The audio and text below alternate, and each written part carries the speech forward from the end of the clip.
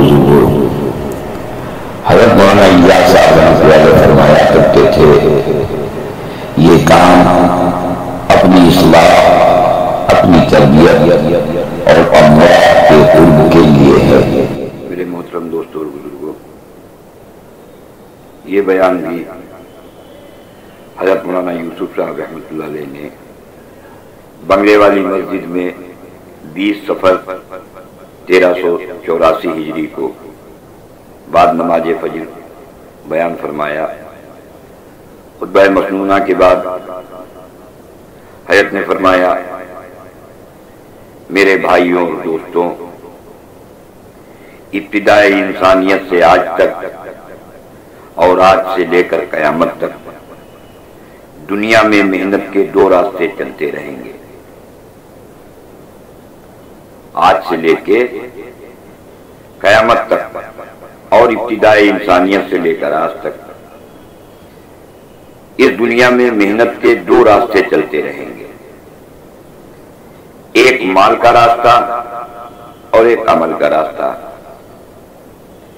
इन दोनों रास्तों का आपस में बराबर का मुकाबला है, दोनों मुकाबले पर हैं।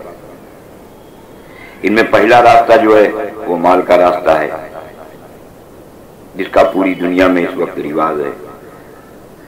इस रास्ते में क्या है कि इस रास्ते में मेहनत करके माल हासिल किया जाता है, फिर माल से चीजों को लाया जाता है और चीजों से जिंदगियों के बनाने का इंसान को एक धोखा लग जाता है।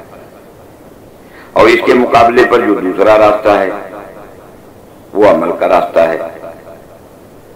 इस रास्ते में क्या है कि इस रास्ते में मेहनत करके सबसे पहले ईमान को हासिल किया जाता है, फिर ईमान के रास्ते से अमल को ठीक किया जाता है और अमल के रास्ते से अपनी जिंदगियों को बनाया जाता है। अमल से कामयाबी लेने वाले रास्ते पर जिस जमाने में भी जब भी मेहनत की गई तो लाखों लोग तैयार हुए, लाखों लोग बने, और ये रास्ता भी हमेशा से चलता रहा है। लेकिन देखने में माल का रास्ता वो ज्यादा आसान दिखाई देता है, क्योंकि माल के रास्ते में कामयाबियां इंसान को नजर आती हैं और इसके मुकाबले पर जो अमल का रास्ता है, इस अमल के रास्ते में इंसान को हमेशा से मुश्किलें नजर आती हैं। क्यों मुश्किलें क्यों नजर आती हैं? मुश्किलें इसलिए नजर आती हैं कि अमल के रास्ते में इसे दिखाई कुछ नहीं देता और माल के रास्ते में इसे सब कुछ दिखाई देता है। लेकिन माल के रास्ते में खर्च बहुत है और आमद कम है, लेकिन अमल के रास्ते में खर्च कुछ भी नहीं है और आमद ही आमद है। इसलिए अमल का रास्ता ये बहुत आसान है और दोनों जहान में, दुनिया और आखिरत में कामयाब करने वाला रास्ता है ये। माल के रास्ते में जिसका नाम हमने कमाई रखा हुआ है कि ये तो आमद हुई, इससे आमद होती है, तो इंसान आमद के लिए, आमदनी के लिए कभी खेतों में पानी लगाता है, फिर उस पर हल चलाता है, बीज डालता है, कटाई करता है। इस तरह से इसके पास आमदनी आती है। फिर आमदनी आने के बाद ये जानवर खरीदता है, मकान बनाता है, कपड़े लाता है, शादी करता है, खाता पीता है। तो ये सब खर्च है। खेती करना ये तो आमद है और इसके अलावा जो कुछ है वो सब खर्च है। हल कितनी देर चलाया, कटाई कितनी देर की, पानी कितनी देर लगाया, इस पर तो आमदनी होगी। और बाकी जो फुर्सत के वक्त है, फुर्सत के वक्त का इस आदमी को कुछ नहीं मिलेगा। ये आदमी अपने खेत पर, अपनी दुकान पर धूप में गया तो धूप में जाने का इसको कुछ नहीं मिलेगा। पानी में भीगता हुआ अगर गया तो इस पर भी इसको कुछ नहीं मिलेगा। सर्दी में ठिठुरता हुआ अगर गया اس پر بھی اس انسان کو کچھ نہیں ملے گا۔ اسی طرح ملازم ملازمت کرنے کا نام ہے، تو اس ملازمت کرنے سے جو پیسہ آیا وہ تو آمد ہوئی اس کی، اور باقی 24 گھنٹے وہ خرچ ہی کر جائے۔ دکان پر بیٹھا، اگر دکاندار ہے تو دکان پر بیٹھتا ہے، تو جس بول پر گراہک سے کسٹمر کے جس بول پر اس کا معاملہ بن گیا تو اس پر تو اس کو پیسہ مل جاتا ہے، اس کے علاوہ اس کے پاس 24 گھنٹے کا خرچ ہے، اور خرچ حکومت بھی وصول کر رہی ہے، پبلک بھی وصول کر رہی ہے، اور گھر والے بھی خرچ وصول کر رہے ہیں ہم سے۔ اس لیے مال کے راستے میں جو بھی محبت کرے، مال کے راستے سے جو بھی محبت کرے، تو وہ محبت کرنے والا ہمیشہ پریشان رہے گا۔ لاکھوں والے پر بھی لاکھ کے اعتبار سے خرچ آتا ہے، اور ہزار جو کما کر لاتا ہے اس کے اوپر ہزاروں کے اعتبار سے خرچ پڑتا ہے۔ اسی طرح 100 والے جو 100 کما کے لاتے ہیں ان کے اوپر 100 کے اعتبار سے خرچہ ہوتا ہے۔ اس لیے آج ساری انسانیت وہ خرچ کرنے سے پریشان ہے۔ اس راستے میں ہر آدمی فقیروں کی طرح ہر ایک کے آگے ہاتھ پھیلائے رہتا ہے۔ کیوں؟ کیونکہ آمد تو تھوڑی سی اس میں ہوتی ہے، اور خرچ وہ 24 گھنٹے رہتا ہے۔ جب لوگ مال کے راستے پر پڑ جاتے ہیں، جب لوگ مال کے راستے پر پڑ جاتے ہیں، جس طرح ہم لوگ پڑے ہیں، تو پھر تنگی میں مبتلا ہو جاتے ہیں۔ کبھی جھوٹا مقدمہ، کبھی ظلم اور ستم، یہ ساری چیزیں پھر اب ظاہر ہو کر انسان کے سامنے آتی ہیں۔ اس پر اللہ جل شانہ اس پر گجب کا ہار ڈالتے ہیں۔ ایسے لوگ سوائے جانوروں کی طرح کھانے اور دکان جانے اور بیوی بچوں کے ساتھ مشغول ہونے کے اور کوئی کام ان کے پاس نہیں رہتا۔ مرغوں میں، کتوں میں، بکریوں میں، یہ جانور، یہ پرندے، ان میں کوئی ضابطہ نہیں ہے۔ لیکن جب لوگ جانوروں کی طرح عورتوں میں، کھانوں اور مکانوں کے پیچھے لگ جاتے ہیں، تو پھر اللہ جل شانہ ان پر حالات ڈالتے ہیں۔ اللہ جل شانہ نے انسان کو اس لیے نہیں بنایا تھا کہ وہ عورتوں میں اور کھانوں میں، مال و مکان کے پیچھے پھرتے رہیں۔ جو لوگ عورتوں کے پیچھے، کھانوں کے پیچھے، مال اور مکانات کے پیچھے پھرتے ہیں، ان پر اللہ کا غضب آتا ہے کہ ان لوگوں کی زندگی کو اللہ جل شانہ ملیا میٹ کر دیتے ہیں۔ ایسی حکومتوں کو توڑیں گے اور ایسے مالداروں کو ہلاک کریں گے، ایسے زمینداروں کو ڈبوئیں گے، ایسے ملازموں کو آفت میں مبتلا کریں گے، اور پھر جب یہ مر کر اس دنیا سے آخرت میں جائیں گے تو ہمیشہ کے لیے دوزخ میں ڈال دیے جائیں گے۔ آخرت میں یہ مال انسان سے کہے گا کہ میں تیرا وہ مال ہوں جس مال کے ملنے پر تو نے اللہ کے حکم کی پرواہ نہیں کی۔ پھر پیچھے سے اس کو کوئی دھکا دے رہا ہوگا اور کہہ رہا ہوگا کہ میں تیرا عمل ہوں، کہ دنیا میں بھی کچھ زیادہ نہ ملا اور آخرت میں ہمیشہ کا عذاب۔ لیکن یہ راستہ آسان ہے، کیوں؟ کیونکہ اس میں نفس موجود ہے۔ ایک مزدوری کرنے والا، وہ ایک جگہ مزدوری کر رہا تھا، جہاں مزدوری کر رہا تھا وہ ایک کوٹھی بن رہی تھی، تو وہ بیچارہ پتھر توڑتے جا رہا تھا اور یہ سوچتا جا رہا تھا کہ اگر میرے پاس بھی پیسہ آیا تو میں بھی ایسی ہی کوٹھی بناؤں گا۔ لیکن اس مزدور کو اگر یہ معلوم ہوتا کہ یہ کوٹھی والا اپنی کوٹھی میں کس طرح سے رات کو روتا ہے، تو کبھی یہ کوٹھی بنانے کی تمنا نہ کرتا۔ کوٹھی والا راتوں میں کیوں کوٹھی میں روتا ہے؟ اس لیے روتا تھا کہ کوٹھی والے کی عورت دوسرے سے ملتی ہے۔ آج اسی ملک میں یہ سب ہو رہا ہے۔ ایک صاحب اپنی بیوی کے پاس بیوی کے دوست کی موجودگی میں چلے گئے. وہ بیوی اپنے دوست کے ساتھ میں تنہائی میں بیٹھی ہوئی تھی اور اس کا شوہر یہ بھی وہاں پر پہنچ گیا. تو اس کی بیوی کو یہ بات ناگوار گزری. اس نے شوہر پر دعویٰ کر دیا عدالت میں. پھر عدالت میں جب جج کے سامنے یہ معاملہ پیش ہوا تو جج بات کو سمجھ نہ سکا، اس کی نوعیت نہ سمجھ سکا، اور اس نے عورت کے حق میں فیصلہ کر دیا. تو جب عورت کے حق میں فیصلہ ہو گیا تو شوہر بیچارہ وہ مردے کی طرح گھر پر آ کر لیٹ گیا. تو اس کے اس حال پر اس کی بیٹی نے پوچھا کہ ابا جی کیا بات ہے؟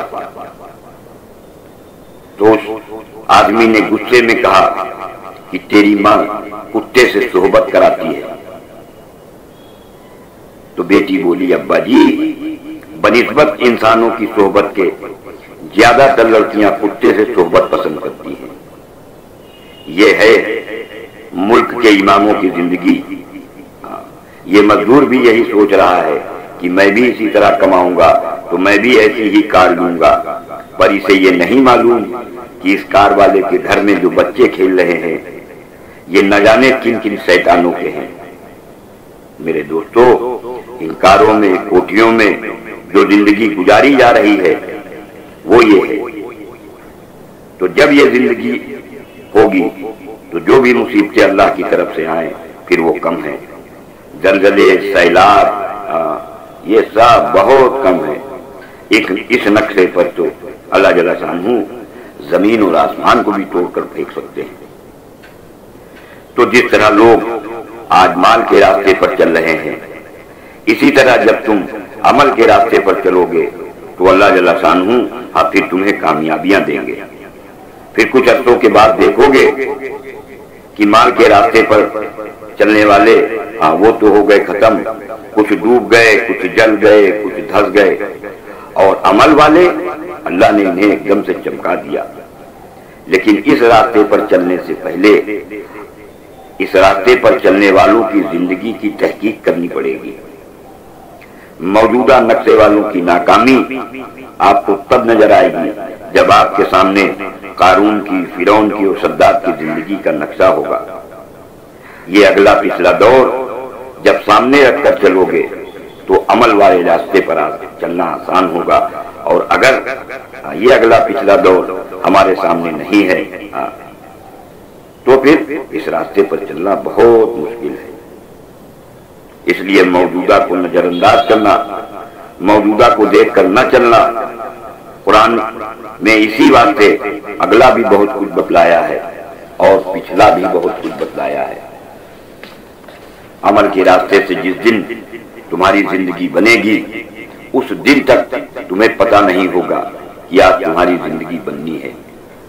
تم تو یوں سمجھ رہے ہوگے کہ بس آج تو ہماری زندگی وہ ختم ہو جائے گی. اب تک کی زندگی کا بننا نہیں دکھ رہا ہے. اچانک سمندر سے 12 سڑکیں بنتی ہیں اور بنی اسرائیل پار ہوتے ہیں اور فرعون ڈوب جاتا ہے. اب دنیا کو ان کی کامیابی اور ناکامی دکھائی دی. اور مال کے راستے کی ناکامی جب دکھائی دیتی ہے جب وہ آ جائے، اور عمل کے راستے کی کامیابی جب دکھائی دیتی ہے کہ جب وہ مل جائے. جب کارخانے میں آگ لگ جائے گی تب دکھائی دے گا کہ میں ناکام ہو گیا. اس لیے یہ دو راستے ہیں. ان دونوں کے ہو جانے کے بعد ان کا پس منظر دکھائی دیتا ہے. عمل کے راستے کے اندر جو لوگ عمل کے راستے پر سے کامیابیاں لینا چاہتے ہیں تو عمل کے راستے کے اندر انسان کو 5 منٹ پہلے تک بھی یہ پتہ نہیں چلتا کہ میں کامیاب ہونے والا ہوں. اور مال کے راستے سے کامیابیاں دینے والے جب اس راستے پر چلتے ہیں تو مال کے راستے کے اندر 5 منٹ پہلے بھی انہیں یہ پتہ نہیں چلتا کہ ان کی زندگی ناکام ہونے والی ہے. عام طور سے اندھے قسم کے انسان وہ اس زندگی پر چلتے ہیں جن پر اچانک حادثے آتے ہیں کہ کبھی ہوائی جہاز میں آگ لگ گئی اور ہوائی جہاز ہوا میں آگ کے حوالے ہو گیا، یا موٹر و کار کا ایکسیڈنٹ ہو گیا، یا کشتی پانی میں ڈوب گئی، تو کچھ پتہ ہی نہیں چلا. اس لیے میرے دوستو اس واسطے خرچ کم اور آمدنی زیادہ والے راستے کو اختیار کرو۔ آسان راستہ عمل ہی کا ہے۔ آدمی عمل تو 24 گھنٹے کرتا ہے، بس عمل پر محنت کر کے عمل کو ٹھیک کر لے کہ چلنے کا، بیٹھنے کا، کھڑے ہونے کا، ماتھا ٹیکنے کا، گرمی سردی میں چل کر آنے کا، یہ عمل ٹھیک کر لے تو ان عملوں پر بھی ملے گا۔ تعلیم، تسبیح، نماز اور کمائی میں اچھے عمل اگر یہ کرے گا اللہ اس پر بھی اسے دیں گے۔ پھر پیشاب، پاخانہ اور صحبت کرنا جب حضرت محمد صلی اللہ علیہ وسلم والے عملوں کے مطابق ہو جائے گا تو اللہ اس پر بھی اسے دیں گے۔ اب اگر تم نے ان عملوں کو عمل صالحہ بنا لیا تو 24 گھنٹے کی تمہاری زندگی یہ عمل بن جائے گی، اور تمہارا عمل وہ اچھا بنتا چلا جائے گا۔ ایمان، علم اور دھیان، ان کی وجہ سے اگر تم نے عمل کو اچھا بنا لیا تو پیشاب پاخانہ اور صحبت کرنے پر بھی اللہ تمہیں انعام عطا فرمائیں گے۔ ویسے بھی 24 گھنٹے کی زندگی تمہاری وہ عمل ہی پر گزر رہی ہے، بس اسے اچھا عمل بنا لو کہ اپنے عمل کو ایسا بناؤ جیسا عمل اللہ کو پسند ہے۔ چیزوں سے نگاہ اپنی ہٹا لو، دکان چاہے جیسی ہو، کارخانہ چاہے جیسا ہو، یہ مال والا راستہ یہ چمکیلا راستہ ہے جو شراب کی طرح دھوکے کا راستہ ہے۔ اس لیے نیت کرو کہ ہمیں مال والے راستے میں نہیں پھنسنا ہے، ہمیں تو عمل والے راستے پر چلنا ہے۔ ہمیں عزت، قوت، غلبہ، روٹی، کپڑا، حفاظت اور عیش وغیرہ یہ تمام چیزیں اللہ سے عمل والے راستے سے لینی ہیں۔ اب اپنے اپنے عمل بنانے کی کوشش کرو کہ ہمارے عمل ایسے بن جائیں جن عملوں پر خدا پالتا ہے۔ جب تک آپ کا عمل ایسا نہ بنے تب تک آپ کی پریشانی دور نہیں ہوگی۔ پیسہ ہاتھ میں آنے سے بھی انسان کو فوراً کامیابی نہیں ملتی، پیسے سے بھوک اور پیسے سے پیاس دور نہیں ہوتی، پیسے سے مکان نہیں بن پاتا، پیسے سے روٹی نہیں مل پاتی۔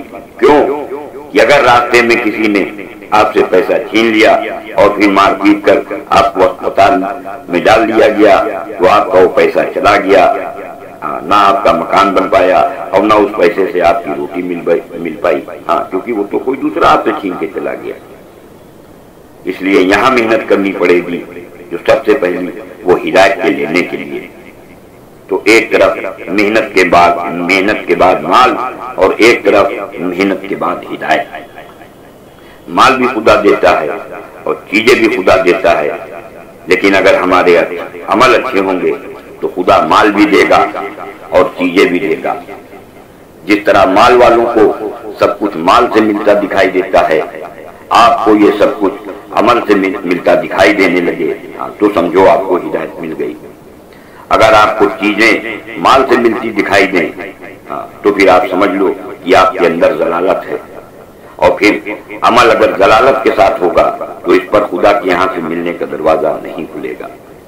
سارا سلسلہ جو کچھ مال سے ہوتا دکھلائی دے رہا ہے وہ تمہیں عمل سے ہوتا دکھلائی دینے لگے تب تو یہ ہدایت ہے۔ اگر ہم نے اپنے عمل کو ہدایت والے عمل بنا لیا تو میرے سامنے یہ سارے جھک جائیں گے۔ جیسے مالدار مال پر سے کی بگاڑتا ہے کہ وہ کسی مسئلے کی بھی نہیں سوچتا، اگر قتل تک کے مقدموں میں اس کو پھنسا دیا جاتا ہے تو وہ اس پر بھی مطمئن رہتا ہے۔ کیوں؟ کیونکہ اس کے پاس مال ہے، وہ 100 مسئلے مال سے حل کرنے کی اس کے اندر ایک بھروسہ، ایک امید ہوتی ہے۔ اسی طرح سے یہ سارے مسئلے ہمیں عمل سے ہوتے دکھائی دینے لگے، عمل سے حل ہوتے دکھائی دینے لگے تو ہم سمجھیں کہ ہم ہدایت پر ہیں۔ اس طرح ایک محنت ہدایت پر ہے اور ایک محنت مارگ پر ہے۔ ہدایت ملنے کے بعد عمل کے نقشے بنیں گے کہ عبادت، معاشرت اور کمائی کے عمل یوں ٹھیک کر لو، کیونکہ عبادت، معاشرت اور کمائی کے عملوں میں ہی اللہ کامیابیاں دیں گے۔ آپ کے سامنے یہ بات واضح ہو کہ حکومت کی پریشانی کی وجہ یہ ہے کہ حاکم کے عمل خراب ہیں، آپ کو اپنی ساری کامیابیاں عمل کے ٹھیک کرنے میں دکھائی دے رہی ہوں۔ مقابلہ آخر تک ہے، ایسا ایسا نہیں ہے کہ مقابلہ نہیں ہوگا،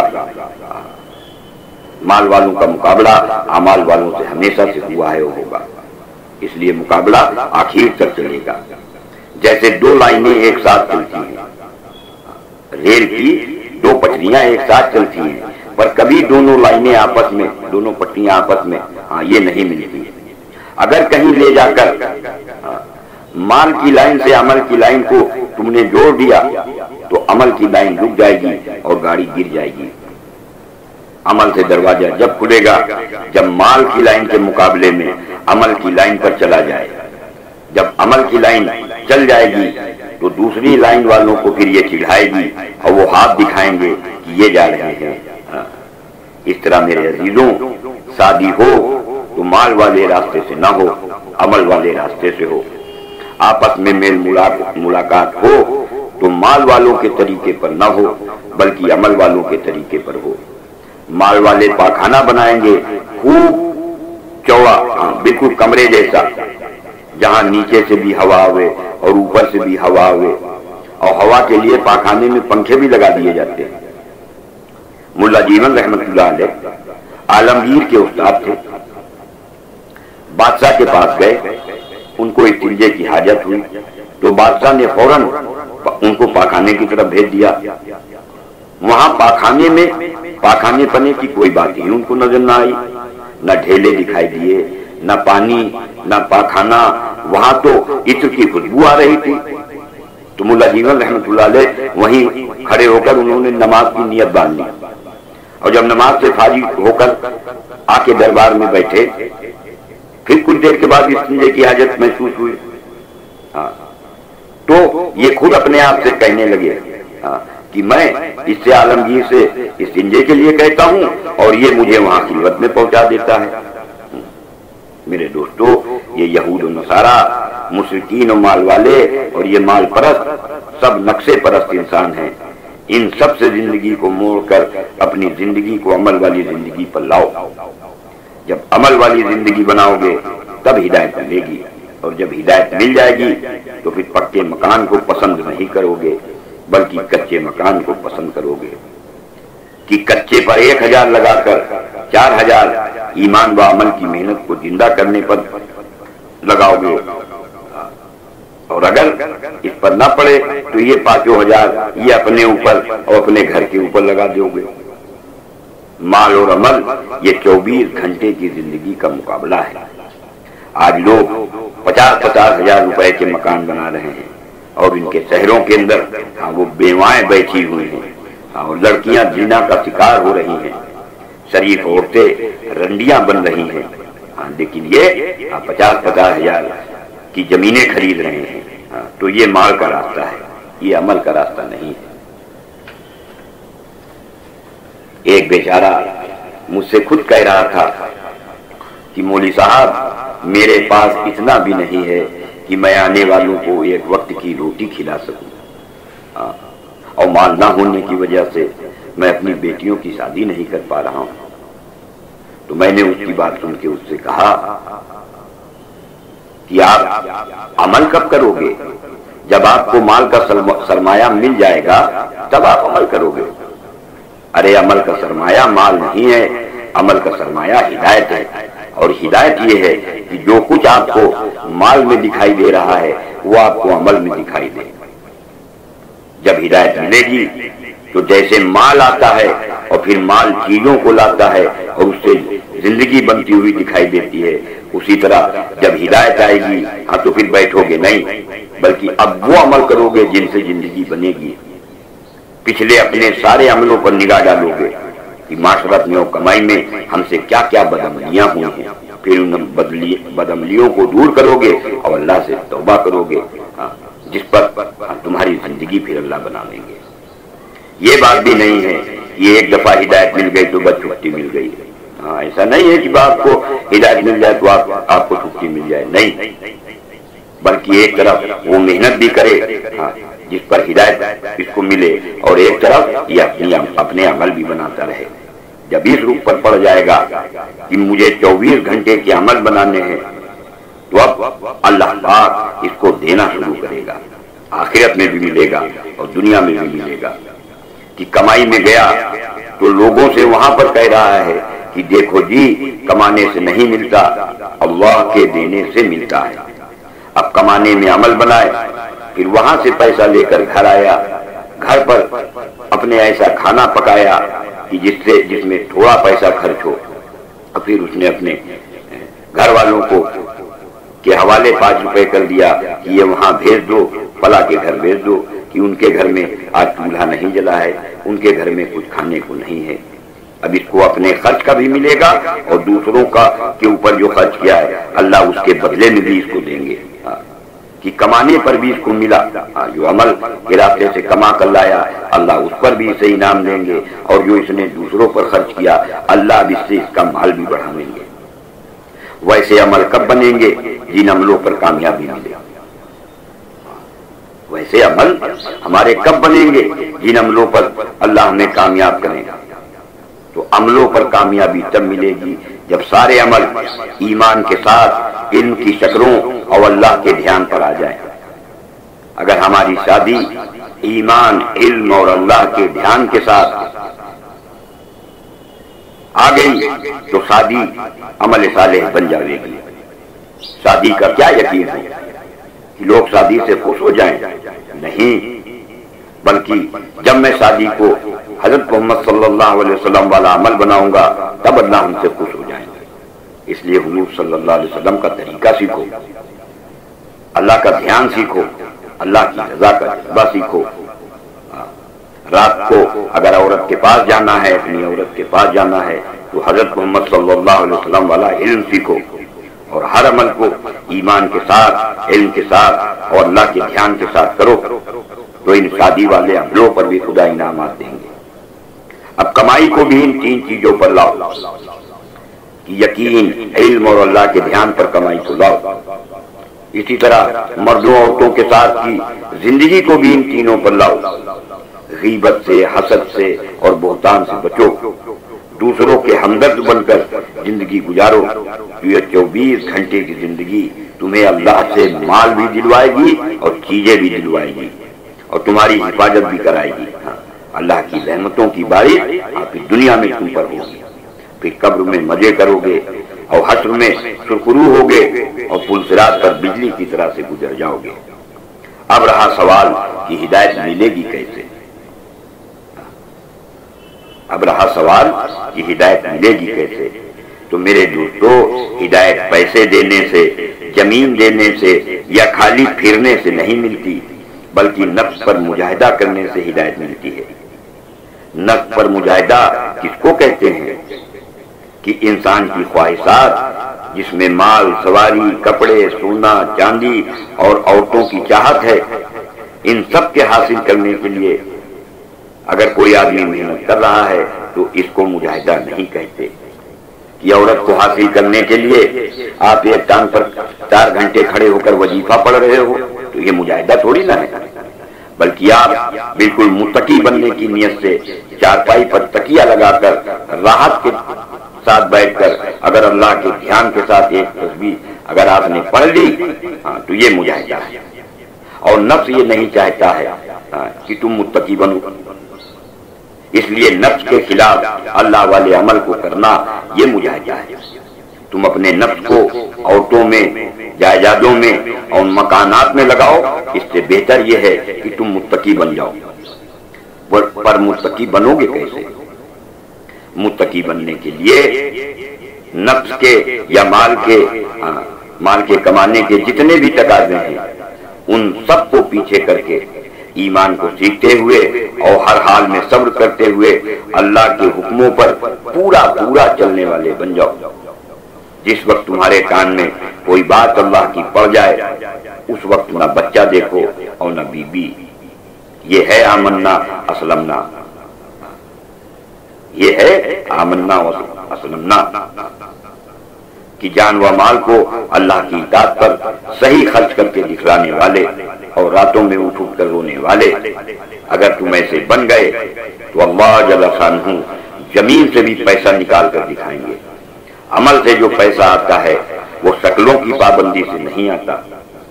جب اس کمزور اور ضعیف انسان کو یہ کہہ دیا اللہ نے کہ شکلوں کی پابندی نہ کرو، تو یہ حکم دینے والا قادر مطلق ہمیں تمہیں دینے میں کیوں شکلوں کی پابندی کرے؟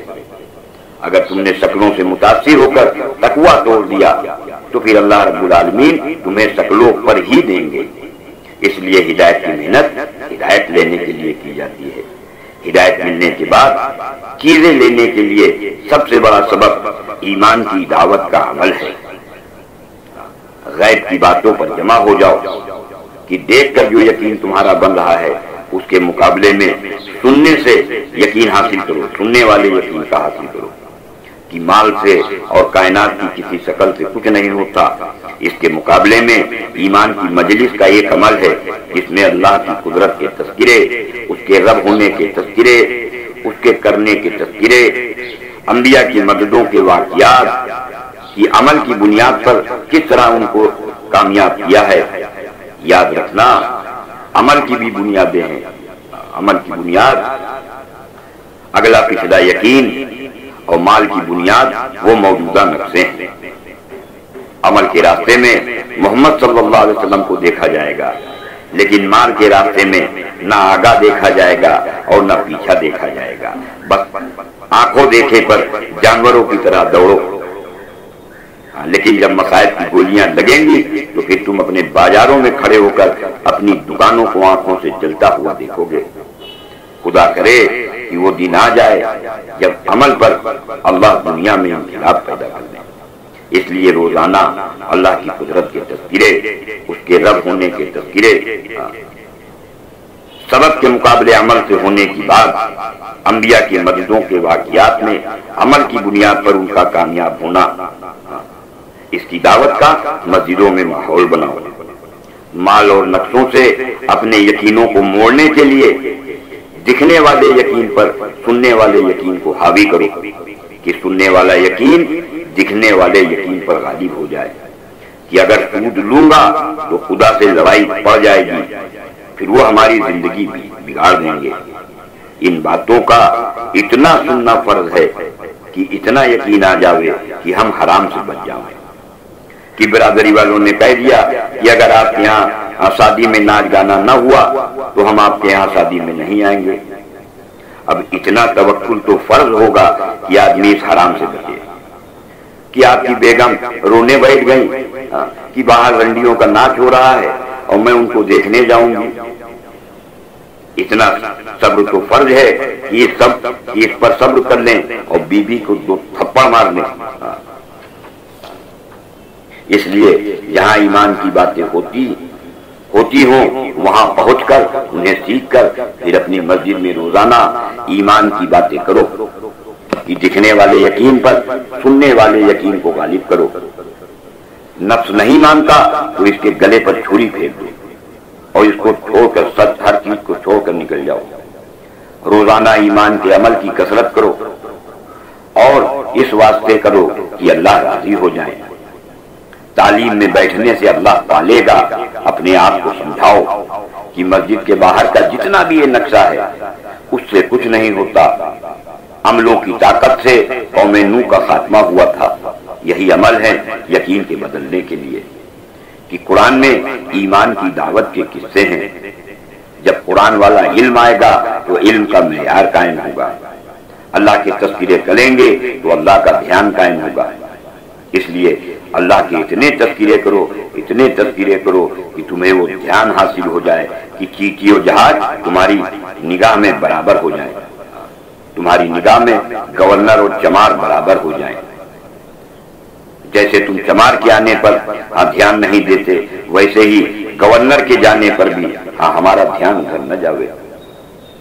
ارے کتے کے آنے پر گدھے کی ریکنے پر کوئی توجہ دیتا ہے؟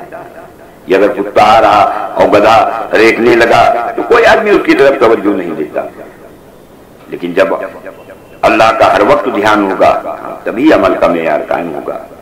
نبیوں نے انہی عملوں پر ساری مصیبتوں کا خاتمہ بتایا ہے۔ اگر آج یہ عمل کیے جائیں گے تو وہ ساری کرامتیں زندہ ہوں گی جو کتابوں میں لکھی ہوئی ہیں۔ ان عملوں کو روزانہ اتنا کرو کہ ایمان کے حلقوں میں بیٹھتے بیٹھتے تمہارا یقین بدل جائے۔ اب اللہ کے دھیان والی نمازیں پڑھو تو ان نمازوں کے ساتھ خدا تمہارے لیے دینے کے دروازے کھولے گا، ہدایت مل جائے۔ اس کے لیے ان عملوں کو زندہ کرتے ہوئے علاقوں میں پھرو، ان عملوں کو اصل سمجھو۔ جتنا ہمارے پھرنے سے یہ عمل زندہ ہوں گے اتنی ہماری کمائی ہوگی۔ محنت کرتے ہوئے اللہ سے مانگو کہ اے اللہ تو نے ان عملوں سے کامیاب ہونے کی ہدایت نبیوں، صدیقین، شہداء اور صالحین کو دی ہے، ہمیں بھی ہدایت دے دے۔ اب اللہ تمہارے دل کے اندر وہ روشنی اتارے گا جو عمل سے کامیابی دکھلائے گی۔ یہ عمل ہمیشہ کرنے کے لیے ہیں، ان کو کرتے رہو، پھر عمل کا دروازہ کھلے گا اور عملوں سے کامیاب ہونے کی ہدایت تمہیں مل جائے گی۔ اللہ تعالیٰ عملوں پر وزیروں کو تمہارے سامنے جھکائیں گے، تمہیں وزیروں کے سامنے جھکنا نہ پڑے گا۔ مالداروں، حاکموں، وزیروں کو بھی اگر کامیاب بننا ہے تو وہ بھی تم سے آ کر ایمان عمل کو سیکھیں گے، تبھی وہ بھی کامیاب ہوں گے، ورنہ کسی بھی دن ان کا بیڑا غرق ہو کر ڈوب جائے گا۔ اب کمائی کے نقشے میں تمہیں چلنا ہو تو چلو، یا اگر کوئی نقشہ نہ ہو تب پر بھی چلو۔ نقشے کے بغیر چلنا چاہو تو تکلیفوں میں لذت محسوس ہوگی۔ بس بندگی کو پہچان لو، کسی کے سامنے اپنی حاجت نہ رکھنا، اپنا حال کسی کے سامنے نہ کھولنا، بس اللہ سے مانگتے رہنا اور چلتے رہنا۔ اللہ پر پورا اعتماد اور بھروسہ رکھو۔ جتنا ان عملوں پر بڑھتے چلے جاؤ گے تمہارے پاس حکومتوں سے زیادہ آمدنی ہوں گی۔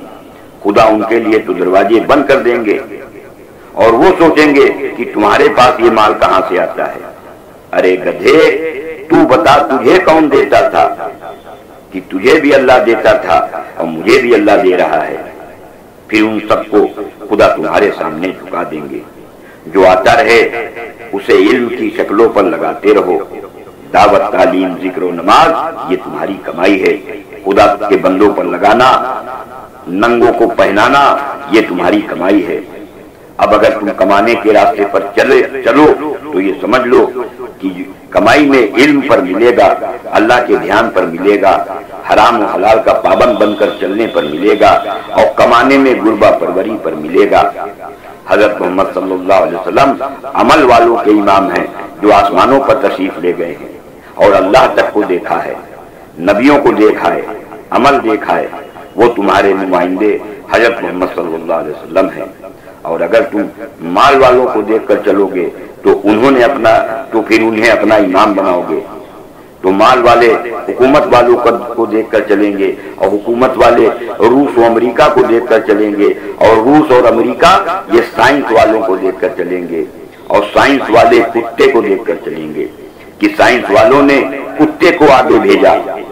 اس سارے ملکوں کا جو سب سے اوپر کا پلیٹ فارم ہے وہاں کتے کی باتیں ہو رہی ہیں۔ تم عمل کے امام حضرت محمد صلی اللہ علیہ وسلم کو دیکھ کر چلو، عمل والے راستے پر محنت کرو۔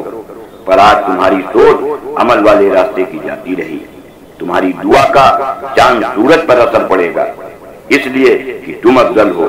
اگر تم گڑ گڑا کر اللہ سے دعا مانگ لو گے تو عرش تک ہل جائے گا۔ اس لیے ان چیزوں کو سیکھنے کے لیے